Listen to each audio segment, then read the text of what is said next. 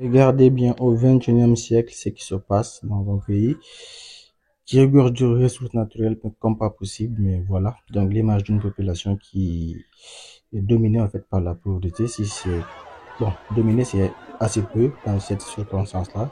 C'est vraiment très très grave ce qu'on voit, c'est juste incompréhensible comment est-ce que un pays qui a plus de 60 ans d'indépendance peut avoir une population aussi peu évoluer, c'est un peu compliqué, c'est un peu difficile à expliquer. Comment est-ce que les gens peuvent se tuer pour des histoires qui ne valent même pas, qui n'en valent pas la peine en fait. Cette population-là, elle mérite beaucoup mieux que ça.